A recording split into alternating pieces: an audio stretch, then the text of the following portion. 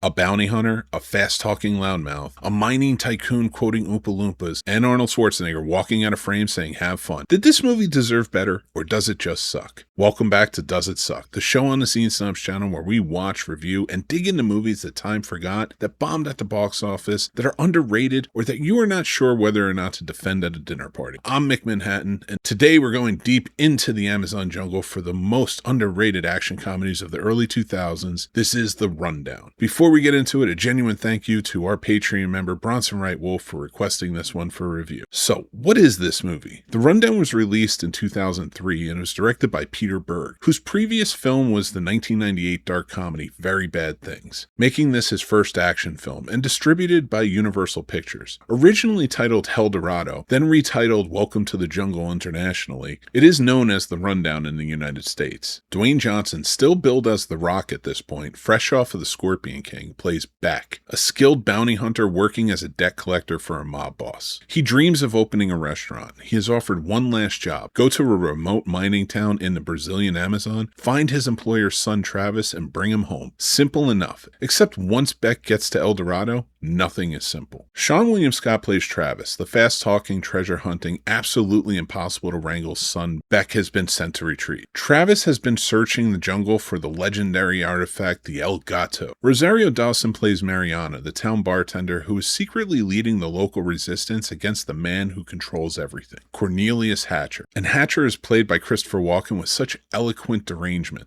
The meandering monologues, the unsettling cadences, the villainous charisma, that makes you genuinely unsure if he is about to kill someone or recite a poem. He is the best part of this movie, which is saying something considering who he is standing next to. The behind-the-scenes story of The Rundown starts with an armed robbery, which is not how most production stories start. Director Peter Berg and producer Robert Levy were scouting locations in Brazil in June 2002, when three men with handguns robbed them at gunpoint, taking equipment and cash. Berg later described it simply: three guys with handguns robbed them while they were on a film commission tour. They immediately abandoned Brazil and pivoted to Hawaii, which served as the visual stand-in for the Amazon for the entire production. The jungle you see on screen is Oahu. Then there is the Schwarzenegger cameo, and this one is a genuine Hollywood moment. Early in the film, as Beck enters a nightclub, Arnold Schwarzenegger walks past him in the opposite direction and says two words: "Have fun." It was Schwarzenegger's own line. He had just been elected governor of California, and he knew he would not be acting for some time. He wanted to acknowledge the passing of the torch to the man he believed would carry action movies forward. Roger Ebert opened his entire review on this film with that cameo. Okay, here's some trivia that was supplied to by our Patreon member Bronson. According to director Peter Berg, in the film's own DVD commentary, Christopher Walken initially resisted using the phrase Oompa Loompa in the final scene. The reason? He had never seen Willy Wonka and the Chocolate Factory from 1971, so Peter Berg gave Walken a copy of the film. Walken watched Willy Wonka and the Chocolate Factory for the very first time, and then he agreed to use the line. And here's where it gets absolutely unhinged. Both Dwayne Johnson and Christopher Walken were reportedly both considered to play Willy Wonka in the 2005 Tim Burton film Charlie and the Chocolate Factory. That would have been insane to see. Thank you, Bronson, for this piece of trivia. When The Rundown opened in 2003, it actually received solidly positive reviews. 69% on Rotten Tomatoes, 59 on Metacritic, A- cinema score, and Roger Ebert gave it 3.5 stars out of 4, calling the jungle location stunning and praising Dwayne Johnson's charisma with genuine enthusiasm. The critical consensus: not breaking new ground, but a smart, funny buddy action picture with terrific chemistry between The Rock and Sean William Scott. At the box office, it was a significant disappointment. $80 million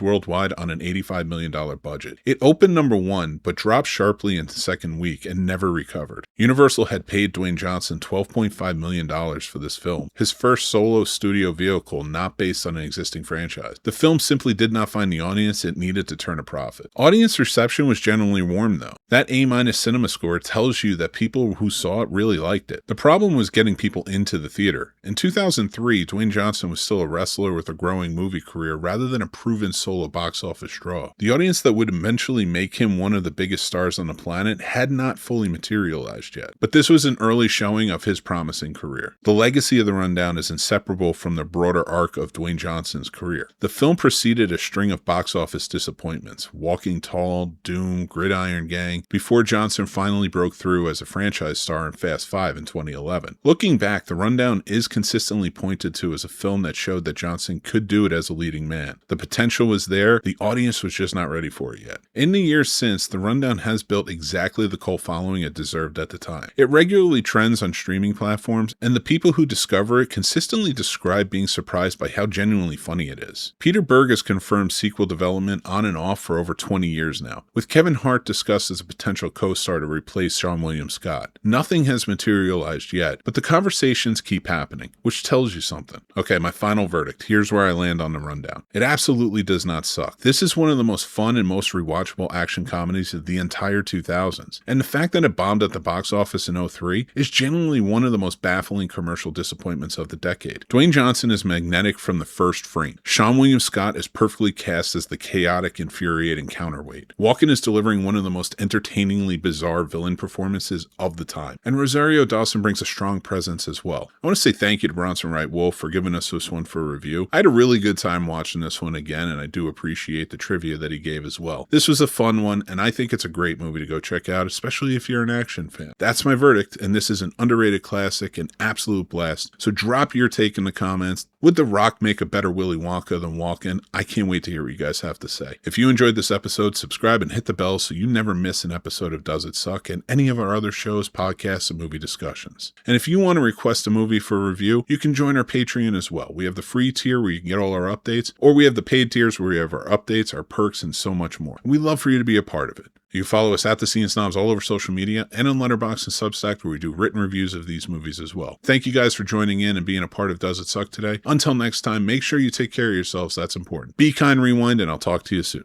Bye.